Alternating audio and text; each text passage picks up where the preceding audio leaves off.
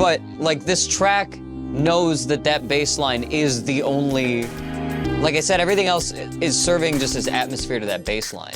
I have so much to say about this. It's so simple, but in its simplicity reveals underlying mysteries. It's time for some video game music analysis, where I listen to songs from games I haven't played before, suggested by viewers like you. I don't pre-listen to anything, I pull them up live on stream, so you get to see my authentic reaction and listen to me figure things out as I hear it.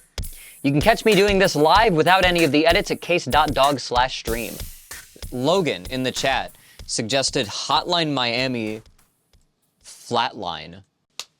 Let's listen through the whole thing, and then I'm gonna go back through and try to give analysis.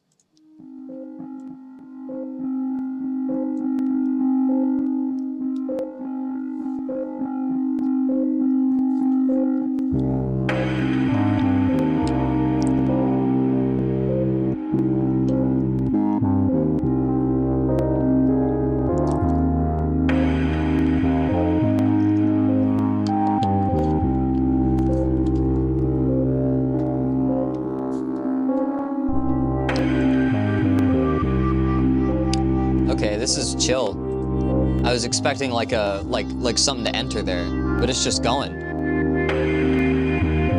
It's got like a little bit of an extra high synth in it. It's mostly just bass and the ooh.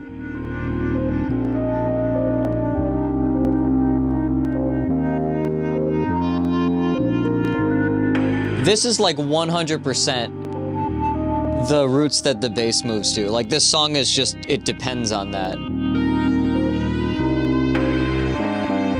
Like the bass is the lead instrument here, it seems like, and it's still doing a bass line.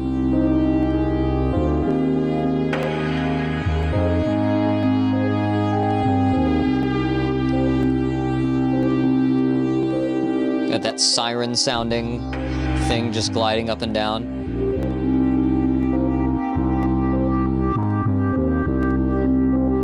Yeah, a lot of the upper synths are more like that tremolo thing. A lot of the upper synths are just like atmosphere for the bass line, it feels like.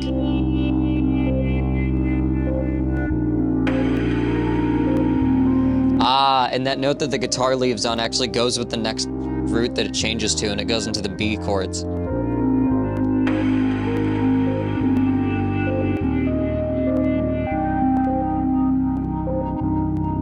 Okay.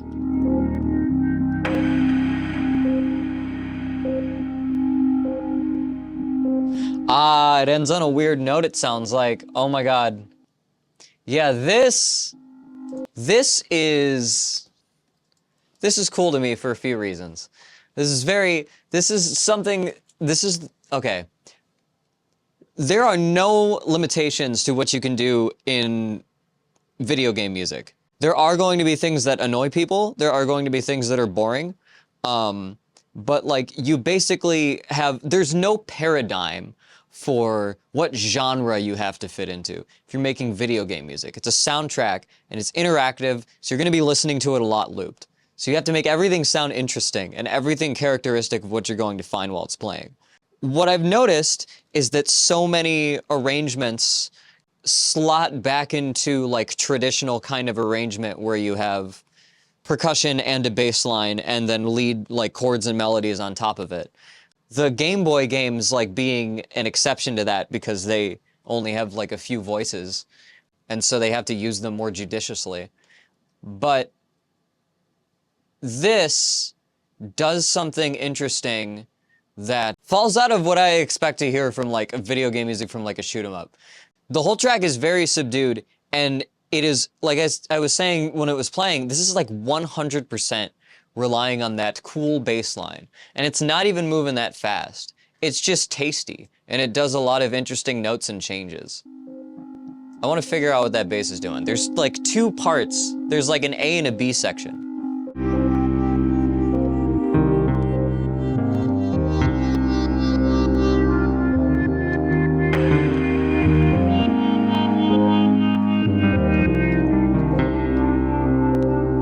Okay, I see what's happening.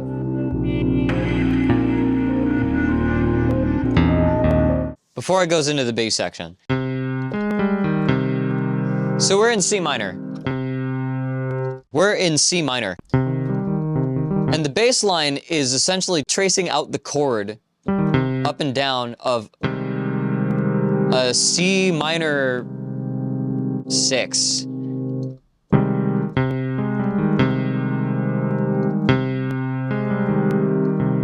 Which is kind of ugly because it has this chromatic interval. But really, that 6 being a note that it hits is really just like a leading tone for it. You get that kind of effect from it. And then it starts walking up the prominent intervals of the melody. Up to the 3, up to the 6, and then trace down a C minor chord. That's really simple, but it grooves. It's got like a good feeling when you just use each one of them as notes in a bass line.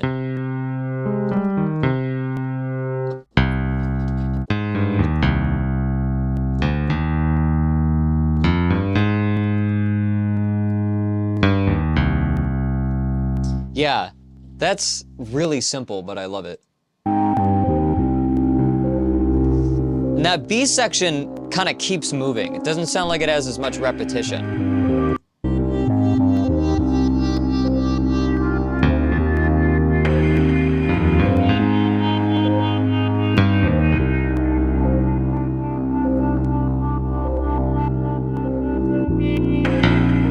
Then it moves down to B flat.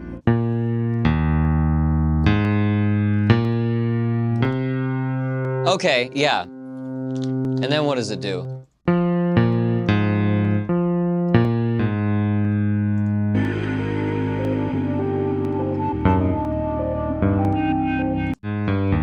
Oh, okay, it just drops it an octave. Okay, that's cool. The end of that bass line is what it starts with, but an octave even lower. That's cool. I didn't pick up on that the first time.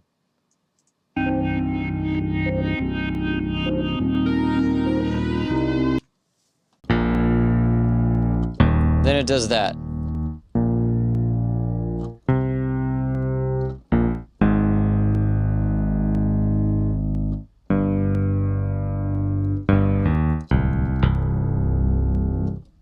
It's mostly like tracing C minor, but for a bit it traces that B flat.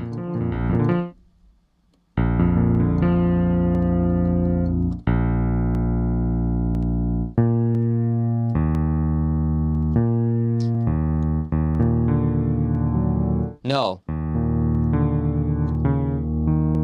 Yeah. What is that actually? That's an E flat. Oh. It is just doing, yeah. C minor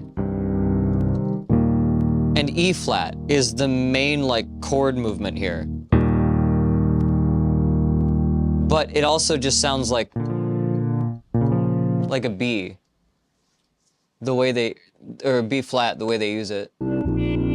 So there's a short, and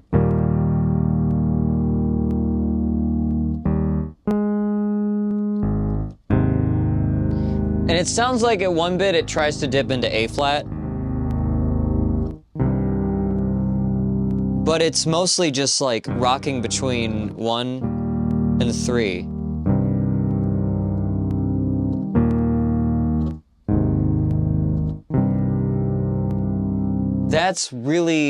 That's such a cool chord progression.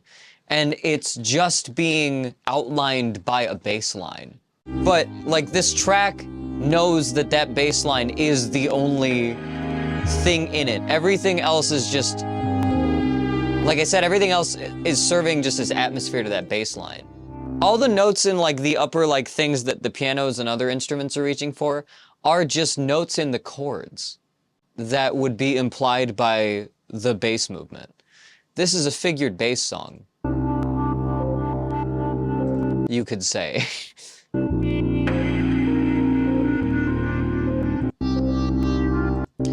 What is this high synth doing?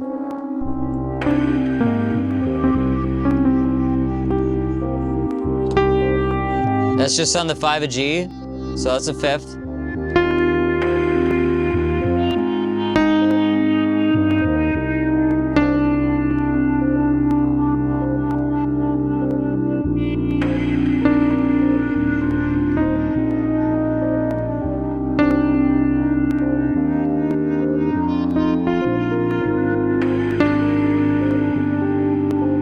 Okay, I like the fact that it's just droning on a D there, because that adds like, that's basically a 9 for the chord.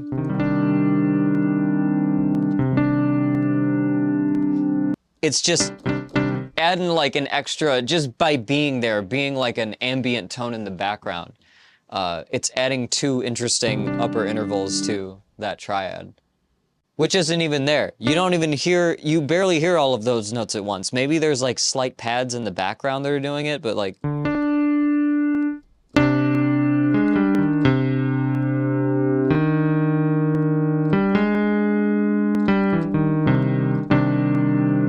what is it to this? Oh, that's a tritone to the note that it goes up to. I have so much to say about this. It's so simple. But in its simplicity, reveals underlying mysteries about, like, you know, the harmonic composition. And we also have this one drone doing... It's that. Yeah, and that also never goes away. Which is also just a C minor. So the whole time there's an upper thing kind of giving another...